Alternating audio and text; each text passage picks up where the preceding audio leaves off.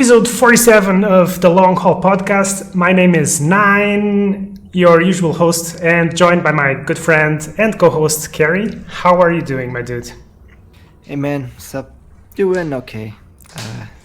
Getting ready to go overseas for a 3-week non-vacation.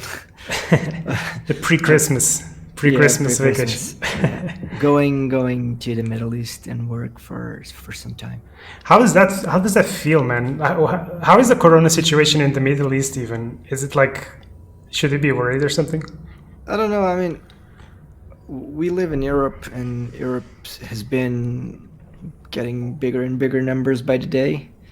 In the Middle East, the numbers are a little bit smaller from what I've seen. But it doesn't matter because I mean, you got to go through 3 airports to get there, and it's not the country itself that worries me. Is how do you get there, and like being like 12 hours inside a plane with a lot of other people. That's the more. Do you think it's gonna be full though? Like I cannot imagine that the flights are full this time. I have no idea, man. I have no idea. I actually was stupid enough to buy a flight for end October to go back home to Portugal, and of course Switzerland blocked Portugal now because of the whole second wave rising type thing. Happy days. I mean, I can fly. It's just that if I go, I have to do 10-day quarantine. So, you know, at the end of the day, it's like it's not worth it going for a weekend if I then have to stay 2 weeks without working. So I'm just gonna miss the flight. Yeah. So that's the fun part. I'm going for 3 weeks. Okay, and supposedly I only needed to do like 2 days quarantine, because when you arrive you need to do a PCR test.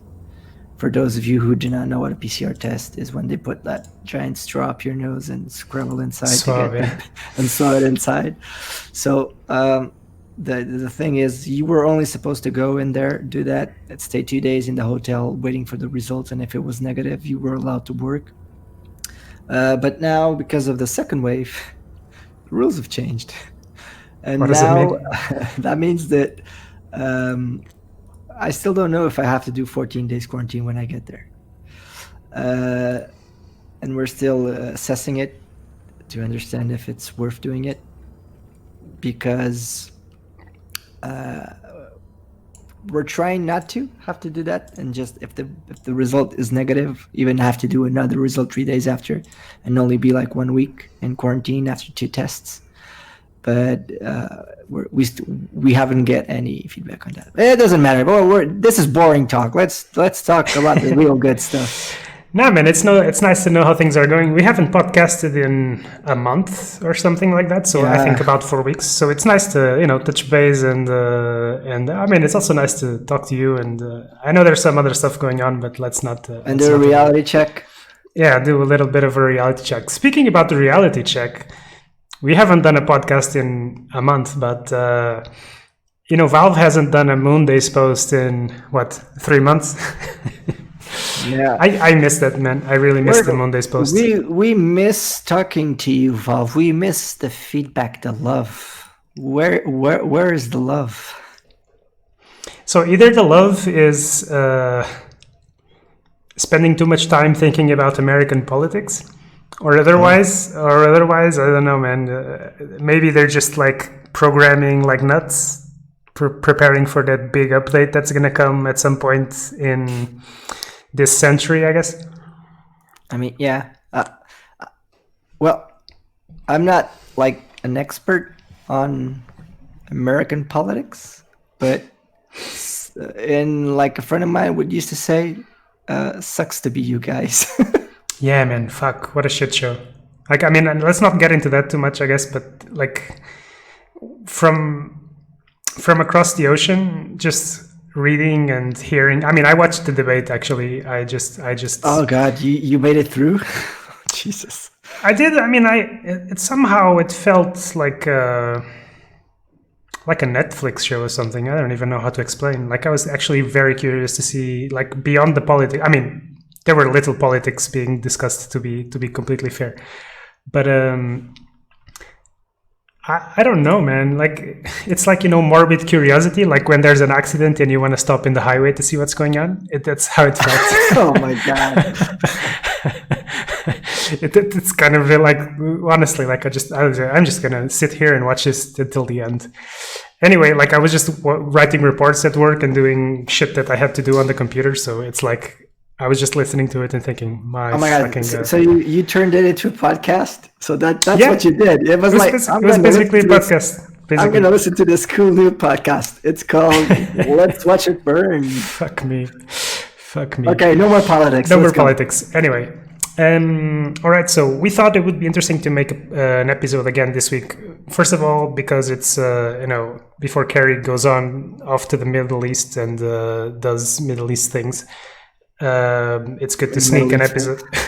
It's good to sneak an episode in before he leaves, and also because the recent there's been to be fair to Valve, there has been a patch every week. It's just that these patches have been purely balancing acts, so purely just patching some slight bugs and fixing gameplay a little bit.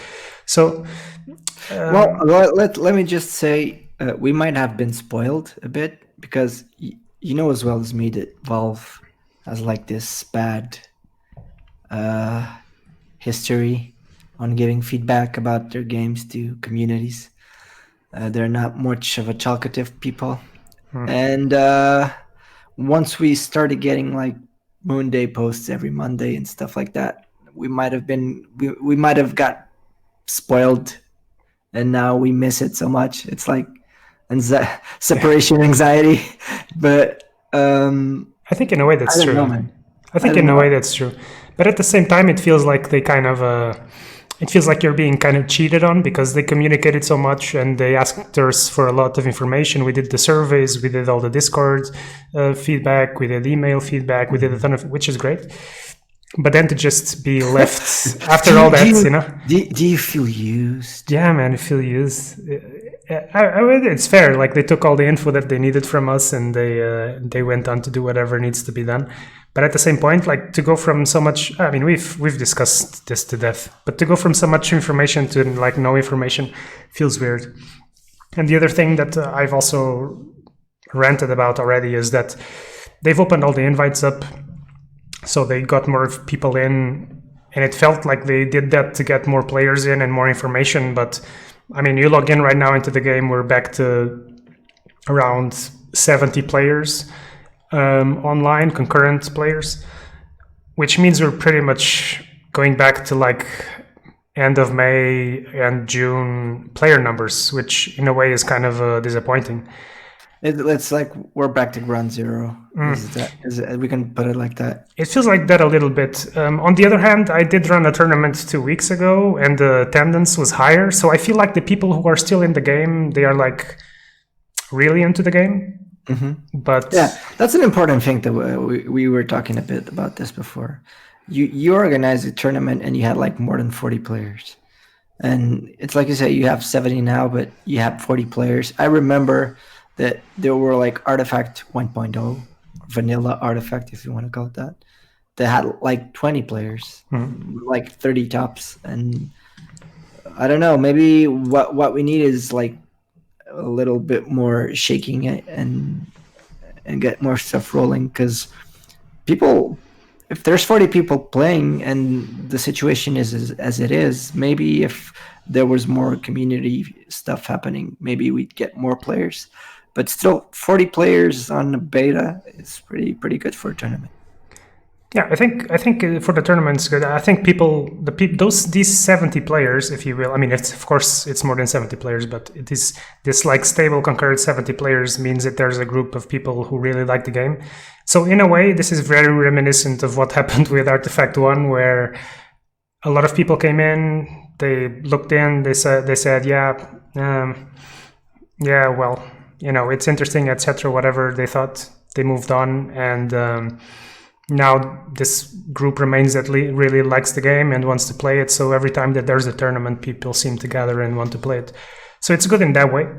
But again, I'm just really missing like more features and more of a roadmap so that we have an idea what's going on. Because I mean, you have to presume that they're doing like the big next patch, whatever. And there's so much shit to do, right? Voice acting, art, features, tournament system, foils, whatever. I felt like, I mean, I wish they were still experimenting with gameplay, and I feel like that might still be the case. But until we get like a clear indication that that's what they're doing right now, you have to stay in the dark, I guess. Do you know there's this thing, they give it a name. I can't remember the exact name that they give it to it, but it's like the RPG formula. I know this is not an RPG, but bear with me. The thing is, the game needs to cheat you to make you repeat yourself over and over and over again without you getting bored or noticing that you're repeating yourself. That's what makes good RPGs good and what makes bad RPGs bad. When you start playing the game and it's like super boring or it doesn't captivate you to keep playing. And that kind of happens a bit with card games. You keep playing because you want to unlock something else. You want to receive something else. You want to grow up in the ladder, etc. There's like continuous stuff that you know. Have you played Sid Meier's the Civilization game? Oof, probably. Okay. Last I played was probably 3 or something like that. You know that feeling when it's like midnight and you say, okay, just one more game or one more turn, and then it's 5 a.m. Okay, so the game keeps cheating you on doing the same shit over and over again because you feel rewarded. And I'm not saying that Artifact doesn't make you feel rewarded, but I think right now it doesn't make you feel rewarded enough to make it the game that once you get home, I want to play more. I'm at work and I can't wait to go home and play more. It's funny because one of our friends who plays games with us, who I'm not gonna say the name, but often I ask him what I once asked him. I think I've asked him twice, but I asked him what he thinks makes a good game. Like, how would you describe a game that you think is really good? And basically, his answer is if the game is addictive, which to me elicited like a negative reaction. Like, what? You want games to be addictive? That sounds negative. That doesn't sound good.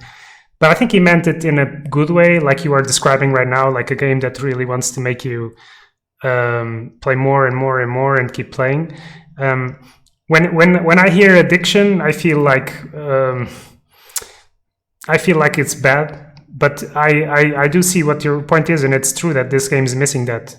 And just to add to it, like Nameless is saying in chat right now, Nameless is one of the players that is always in game and playing in game. When every game takes over 25 minutes, it gets boring. And this is, of course, again, the beta argument. The game is not optimized, but games take a really long time, man. Before you came in, I started the game like 20 minutes before you came in, and you had to wait another 15 before I was finished. So every time you jump into a constructed game, at least, and I think Draft is the same. I haven't played Draft in 2 months, but every time you jump into a constructed game, you got to have these 30, 40 minutes. It's like playing a Dota game. It is similar in that regard, but you just feel like the animations and everything is so slow that at some point you feel bored. It goes beyond the just thinking about the strategy or the tactics that you're using.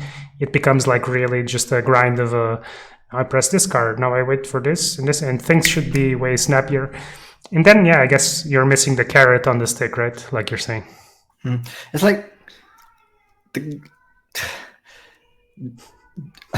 Artifact is chess, okay? And people want speed chess. So this is how I assess this. Is like Artifact is chess. You got 3 boards. It used to take even more because you'd play 3 turns each row. So now it's like you have 3 boards and you're playing at the same time. And you want speed chess. Because people want to have the essence of Artifact and have like the 3 boards and the 3 turns and play at the same time, but they don't want it to take long. And I mean, I understand both sides, but Jesus Christ, how do you make that happen? I mean, how do you keep something so complex and faster, right? It's like, that's why I said it's speed chess, because it's still super complex, but you're on a timer. Because if you reduce the timers players have to play, and they try that on a certain time of the game's life, and I hated it. I know a lot of people liked it. I kind of hated it because it's already hard to play 3 boards at the same time with the time they was giving you, and like putting more pressure made me like sometimes I'd crack and lose games because I wasn't like fast enough to read the board. But still, I can understand why people want faster. I can understand that. Like, but if you want faster and you lose complexity, you're just getting a new Hearthstone or Gwent or whatever, and not Artifact. And I think shorter clocks add to the player's frustration, where they feel like, oh, I lost because I didn't have enough time, So it's really kind of difficult to balance, because if you give people more time, the game drags on. If you give them little time, maybe they feel frustrated that they can't achieve the strategy that they wanted. But it's just interesting. I just feel at this point, and I've had this discussion before in the channel, in our Discord channel. I know it's not our job. It's not our job, okay? But at this point, people they talk about what's bad and why the game is bad, but people should be trying to, if you like the game, if you don't like the game, don't even bother going saying that the game is bad or it's dead. Okay, it's dead, move along, play something else. Boo-hoo, everyone does that. I've loved games to death and got bored and moved on. I didn't go on forums and Reddit and say game is dead, like Peach Boy is saying right now. It's okay, just ignore them. Whatever. The thing is, if you get bored, just move away. Go away. Go play something else. Go play Mario. Go play whatever, Sudoku, whatever. Doesn't matter.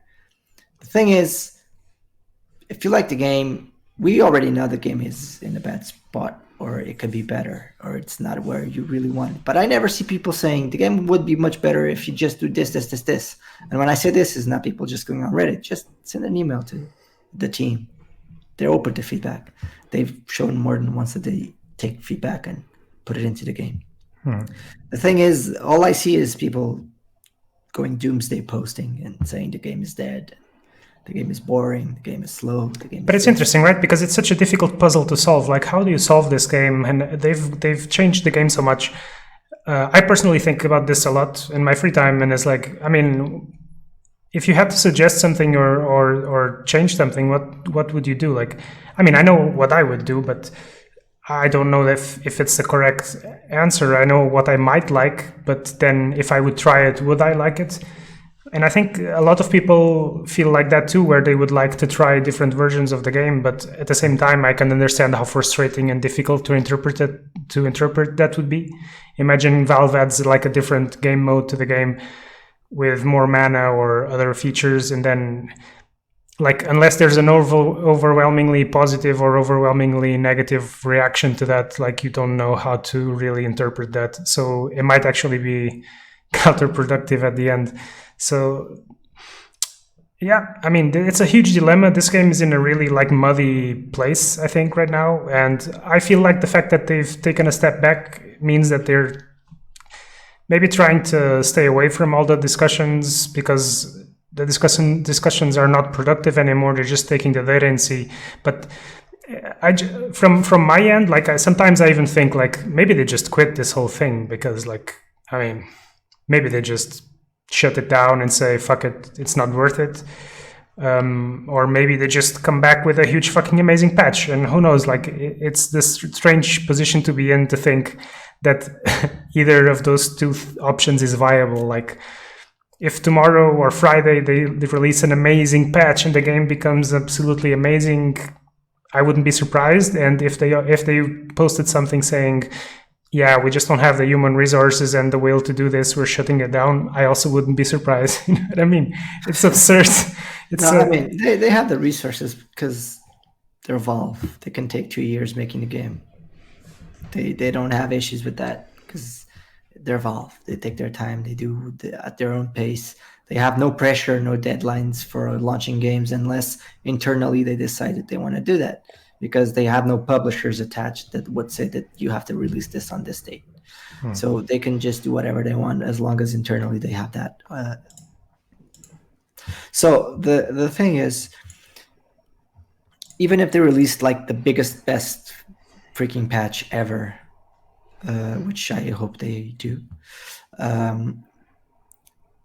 If there's not many people playing, I mean, let's look at the 10,000 people that got a key, tried a game for 10 minutes and left. Okay, for example, I'm hyperbolizing. I don't know if it was that many people. Doesn't matter.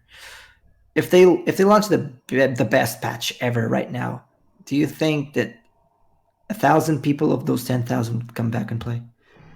Because most of the people like play the game were like, still not it, or yeah, this is not for me, or they just signed because they were dicks and they didn't care and they just wanted to sign, like people that I know that did. You dicks. So the thing is, I don't know if the best patch ever comes out right now, unless they like send an email to everyone saying the patch is out and these are the patch notes and we did this. Because if they just launch a store page patch like they do, Is that enough? Yeah. every week, it's not going to work. No. It's not. They need marketing help. Come on, people, you need marketing help. I feel you need like, and I think you're summing it up really nicely. I think you need like something to draw attention and make the game attractive to be repeatable. Like you need to improve the gameplay on one hand, but you need cosmetics to attract people. You need a ranking. We do already have ranking, but it's beta, so it's not permanent. Like you need the grind of the ladder that people love, and then at the same time, I think you need like a full motion video or like a proper trailer or teaser video to put on YouTube that people will share and see, because that's what actually brings people in, right? Yeah, at the very least. I'm gonna give 2 examples of 2 games that I played like more hours than I can mention because it would be shameful. I think I have 3 years of World of Warcraft.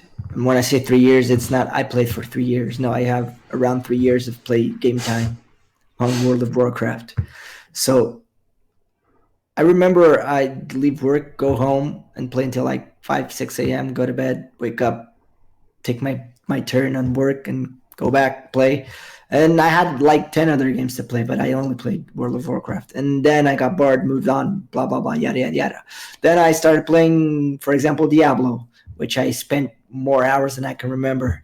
And all those games always had that, I need to play more because it gives you something. And that was the addiction that maybe your friend was saying. Because it doesn't matter if it was a piece of loot. It doesn't matter if it was a card that I wanted. It doesn't matter if there's a ranking, because every time you'd rank up, you get something else on other games. For example, like card games, if you rank up, you get cards, you get dust, you get whatever you want to call it. There's something that pulls you back and makes you play. If it was Sid Meier's Civilization, you just want to one more turn because you wanted to get those resources to buy that something. And I feel that, I know it's beta, and people were saying like, but do we really need to be rewarded in beta? I mean, if they want to try out rewarding systems, beta is the place to do it. So right now, after you unlock all the cards, you get like, I don't know, there's no more rewards once you unlock all the cards. And that's pretty fast as well. So. Yeah, so I'm not saying that they need to implement something really quick, or they need to implement like a system for this. Maybe it might come on the biggest patch ever, or the coolest patch ever that you're saying, and that might revitalize the game a lot. I just feel that right now, if there's not something pulling you back to the game, whatever it is. I mean, even Dota at the beginning, like there was nothing. You had all the heroes and you'd play the same game over and over and over and over again. But the game gave you a little an addiction because, I don't know, it was like the thrill, And once you play like 10 games of Artifact, for the day, you're probably bored for that day. For the day, I mean, if I play 2 games in a day, I'm like, should I play another one? Because yeah, but for example, did that happen to you on the first one, on the first Artifact? No, but I guess it was a polished, finished game. It was kind of different, right? And there were tournaments and stuff. I don't know. Yeah, but like I said, I know it's a beta. It didn't happen to me. Basically, the answer is no. Like that didn't happen to me in the first one. It just, maybe because it was new, okay, and it was something refreshing because there was nothing in the market. There was a lot of hype compared to like, yeah. yeah. But I just feel like right now they need to make something that pull players into the game, like something that addicts you. Make it. And it's hard to be skins because skins take a lot of work. It's hard to be hats because you need to make something, and you don't have the imps to give them hats. Yeah. You need something, okay? Something cosmetic material, because even if you get the rank 1, okay, so if you played other card games, they're seasons, and once you get there, you just keep that place until the season ends and you get rewards. Here you just get to the first place and then The only thing that is implemented right now that they could actually work on really fast are card backs. Card backs are already in the game. Skins and everything else, I don't believe, because I mean we don't even have art for most of the new cards, so I don't see how that's coming. But again, this comes back to the frustration of having no idea. Like we have a very vague roadmap, a very vague idea what's going on. It's been 4 months, and they said that the beta was supposed to last 6 to 18 months. So I mean, of course, everyone knew it was not going to be 6 months. Like I don't even know why they would suggest that the beta would be finished in 6 months. But it was an estimation. They never said in 6 months the game is out. They estimated it, or they hoped that 6 months to 1 year, wasn't it? 6 months, 1 year. 6 months to 18 months, so a year and a half. Yeah. I don't know, man. It's an ungrateful place to be because they said from the start that the intention was to test the game, to test the cards, to test mechanics. Well, but we want more, so and grateful for them. And to be fair, we did get more. So I think one of the reasons why we wanted to podcast again this week was precisely that. We're not going to go through all the minutiae of the patch because I don't think it's worth it. But Valve introduced new cards to the game in this patch this last Friday, and that's great. I mean, this is beautiful. If you guys been playing the game, you know that the meta right now is monocolor, and 9 kind of says that the tournament was mostly monocolor decks, right? Yeah. And giving you cards that open up options, give you additional kickers like the kicker cards. This is awesome because it gives you so many more options and makes you want to play more colors. Because people used to play dual colors because it was good and not that boring to play one single color. And now you get extra goodies. Like these types of mechanics are pretty cool, and I've seen these mechanics in Magic the Gathering, and they're fun. They make you want to play dual colors and tricolor decks.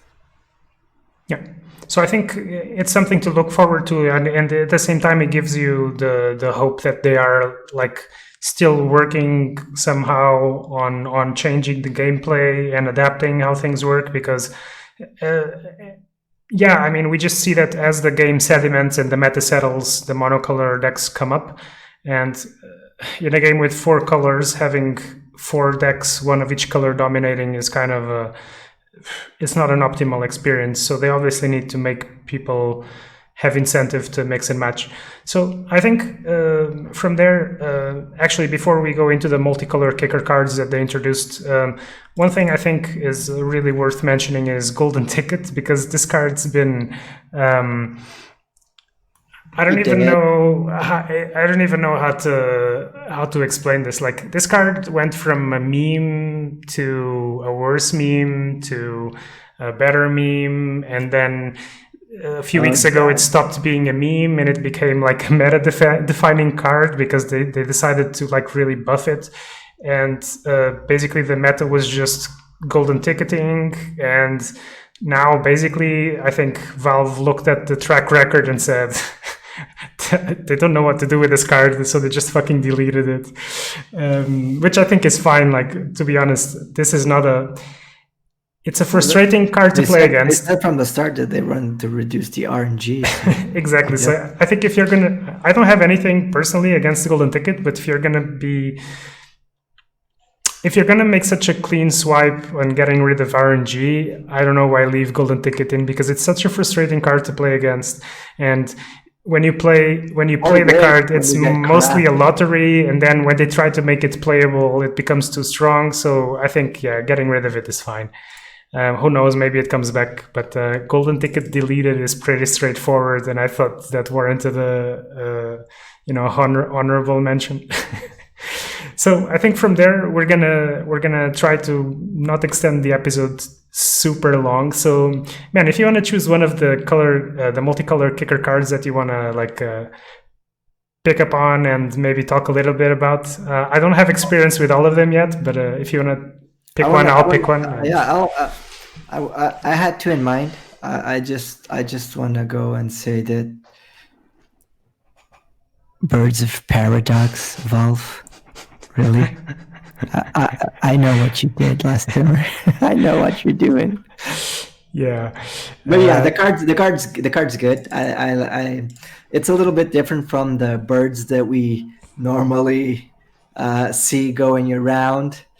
But the idea the main idea is there. It does mostly the same thing that birds normally do, but it has a kicker, which is pretty cool. And I really like at first I was like reading the kicker. You don't have birds on your screen, so there you go. I do with it. So those are some ugly birds. They're paradox birds. So they give you +1 mana when the round starts, which I doubt they'll survive long.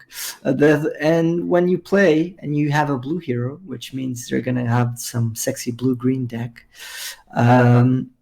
it triggers all round start effects. So you'll put another ward, you'll do another lunar beam, you'll do whatever your hero can do when the round starts. Even if it's not blue or green, it's any hero. So I think for the most part, it's mostly blue heroes. I guess PL does something, but most heroes just do, like, I guess Death Prophet. I mean, most of the used upkeep effects are blue anyway, so I think this card makes a lot of sense in the blue-green deck. Also, blue-green is kind of the deck that wants to ramp, so the max mana also makes sense. Yeah, interesting card, I think. I mean, obviously a reference to a Magic the Gathering card called Birds of Paradise. I don't know, for those people who don't play Magic the Gathering, this is a very iconic card in Magic. Obviously from the first set originally created by Garfield. They had done something with similar before with Wrath of Gold in the first game, so this is basically just a funny reference to a card that exists in that game with a very similar effect, in fact. So I want to ask you a question, because I haven't played this card. Have you? I haven't played it yet, no. So anyone in chat has played me. I want to know something. If you have a blue hero, does it have to be on the lane that you play it, or any lane? And does it trigger all heroes and all lane abilities, or only the heroes on your lane? It has to be, the blue hero has to be on the lane where you play the birds. And you know that for sure? Yeah, because if it doesn't state it otherwise, it's just on the lane where it's played. And I have played like Unearthed Secrets, and Unearthed Secrets is very similar, and it only works on the lane where you play it. So you have to have the blue hero on the lane where you play the birds, and it will only trigger effects in that lane. Otherwise, if the card doesn't specify all lanes, then it's just specific to the lane where it's played. Okay, so that's why it's rare and not like super epic something.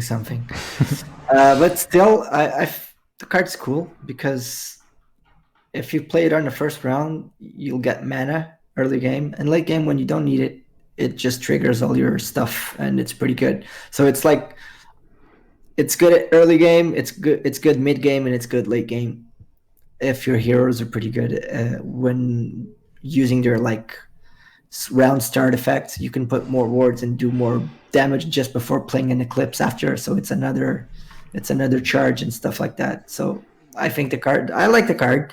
I like the twist that they gave it. So yeah. Yeah, I like the reference. So first of all, David Error, thanks for the sub, man. You guys really don't have to sub. Thank you so much for the support. I like the reference. I think it's funny.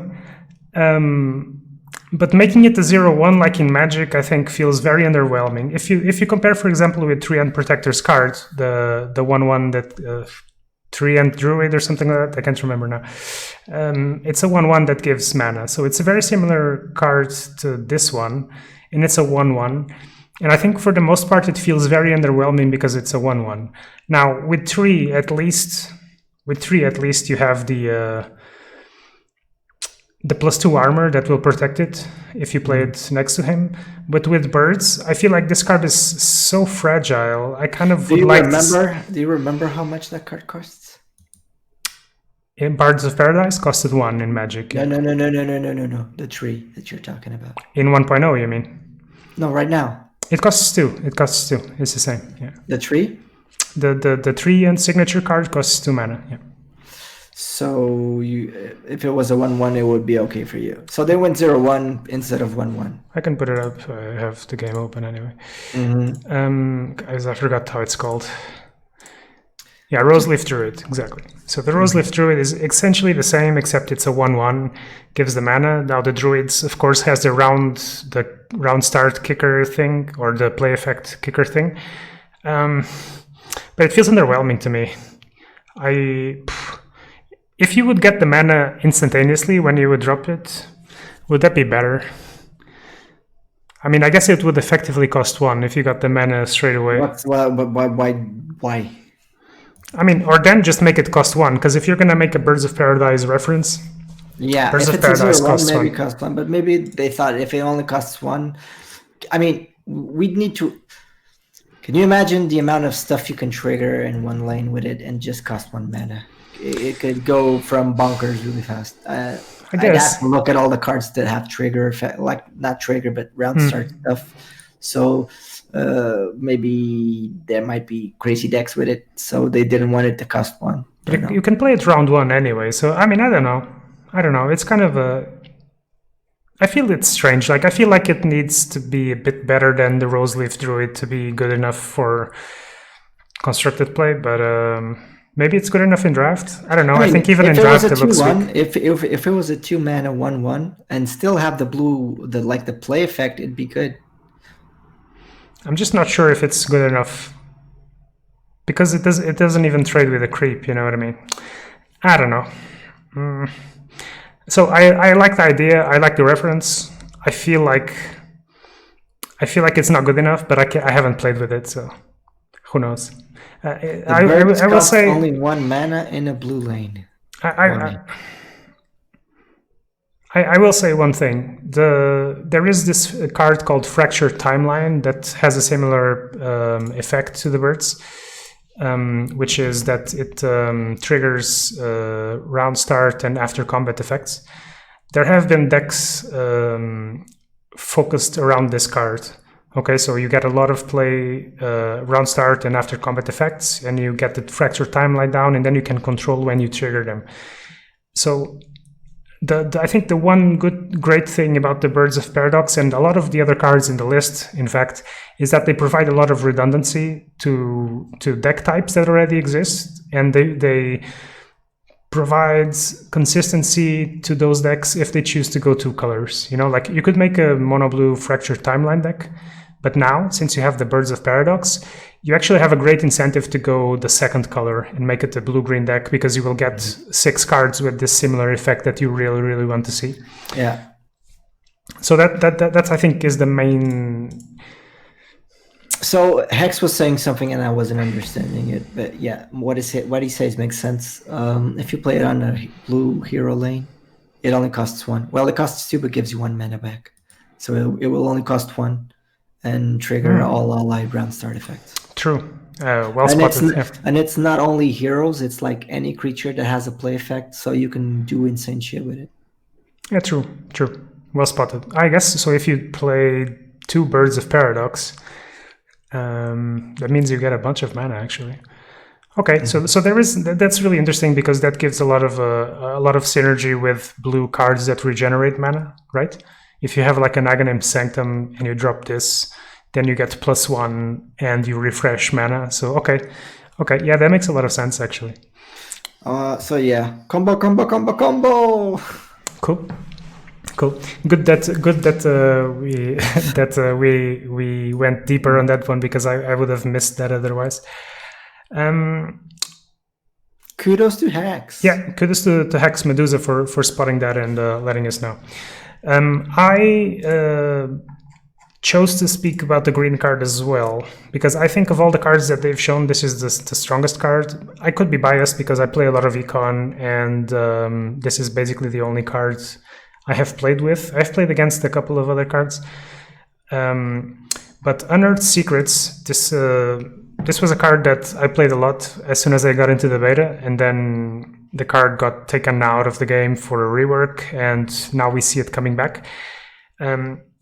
It still costs 3 mana. It's an enchantment for the tower, and now it reads, when you play another non-item card from this lane, it has Mulch. So instead of drawing a card, now you will get Mulch. So basically, if you play anything that costs more than 1, you will get another card to replace it, assuming that you have a cheaper one in your deck. And the other really important, relevant line of text is, if you have a black hero, gain 5 gold. 1 round cooldown. So multiple cool things about this card. First of all, a couple of weeks ago, they buffed Ironfog Goldmine. Ironfog Goldmine was in a kind of awkward place where it cost 4 mana, and because it cost 4 mana and it's really awkward to spend your second turn doing nothing but playing an enchantment, this card wasn't played. And now they decided to drop it back to 3, and because of that it becomes a turn 1 play. So all of a sudden, economy decks, which were relatively viable already with Pillage effects and Bounty Hunter, all of a sudden econ decks got this burst of buffs, if you will. So you get this way more consistent turn 1 improvement play with Ironfog Goldmine, and if you opt to go towards green, obviously also with the Unearthed Secrets. The cool thing about the Unearthed Secrets also is that it's going to keep providing you with card advantage, and you're never going to run out of gas. And black in particular, black and green both have such good 1 mana spells like Relentless Pursuit, Escape Route, initiative cards, Repel. There's so many cheap effects at 1. Obviously you don't have to mulch for the 1 mana cost cards, but once you have a lot of 1 mana spells, you can guarantee that you're almost always going to hit the mulch. And once you play the Unearthed Secrets, because it's an improvement as opposed to other things, it's just, first of all, it's harder to remove for the opponent, and second of all, you can then move your green hero elsewhere, and as long as you have a black hero there, you can keep playing black spells and getting the gold. I have been playing a lot with green-black economy, and I feel like I've gotten a really good build of an econ late game green-black deck. I've been destroying the queue a little bit with it. I was the only thing that I see in that card, sorry to interrupt you, is if you do not have the black hero on the lane, you get nothing. You get the mulch anyway. If you play a spell, you can get the mulch anyway. You just don't get the gold. You always draw the card. Well, you only get to draw 1 card because it's the 1 round cooldown is for all the effects. Yes. So you only get to draw 1 card. Yeah. You only get to get 5 gold. But it's great. Like, I mean, even when you play against blue or decks that multicast or decks that draw cards, I really feel like this keeps you at parity. Like, your hand is continuously refreshed when you have this down. Mm-hmm. And also the other thing is with such redundancy in terms of gold generating effects, you can basically out econ mono black decks. Like the late game of a green black econ deck right now is way stronger than a mono black econ deck. So either they try to kill you before it gets to the really ultra late game. Otherwise, this deck can really go over the top against other econ decks. And I've been winning a bunch with it on queue. I've got a very decent win rate. I think, in fact, in the last 3 or 4 days, I've only lost against Jester playing the mirror match because he's been using my deck as well. So, and I lost against Underscore a few times. So to be fair, I did lose against Underscore's Mono Blue a few times. But I've been having really good results with it, and I'm really happy. So I think this card is going to be shaking the meta a lot. Okay, we don't have a great meta. There's no other tournaments and not much going on. But I think this deck is a really good choice for the ladder right now if you're into that. Yeah, I mean, I don't know how good it's gonna be, but I had a problem with the initial Unearthed Secrets. I really don't like cards that only reward you if you take damage or lose at something. Don't know if I get myself clear on this. So, Unearthed Secrets, you needed to let something hit the tower. So you had the chance to block everything and kill their hero or whatever, but you needed a card, so you had to make a sacrifice. I know it's balanced because you draw a card but you take damage, but I'm not a fan of cards that only work if you need to take damage or not protect your tower. Maybe some people say that it's a trade-off and that's how balance is. You need to do a trade-off to get cards, but I just feel that at least this you have control over, and the other one maybe you couldn't control it as much as you control with this one. Mm-hmm. Yeah, I think this card is way easier to control, and it gives you advantage in multiple fronts. So I think actually this is like a buff, a way bigger buff. Oh god, I need to sneeze. I think this card got a big buff, and I think it's probably, in my opinion, the strongest of the multicolor kicker cards. There are some other candidates. There are other cards here that actually look really good for constructed play. But personally, I think in my experience so far, this is the best one. But I'm very interested to see what people come up with, really. Yeah, and I mean, I've done this before, but I really think it would be cool to start seeing other tournaments pop up in the community. There is another streamer called Knickknack who's posted on Reddit and he has been streaming regularly. So shout outs to him. He's organizing a tournament in a couple of weeks, I think. So if you haven't heard about that, maybe look for it on Reddit.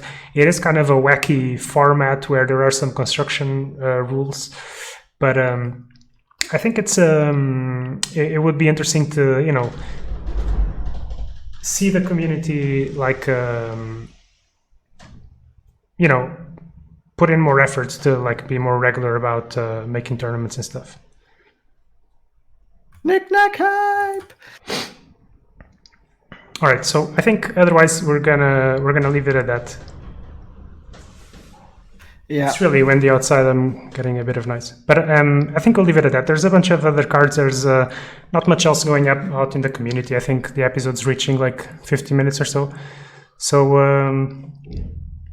yeah, I think if you don't have any other thoughts you want to share with the peeps, we'll leave it at that. Thank you so much for watching. Let's close it like this so we don't go overboard with time.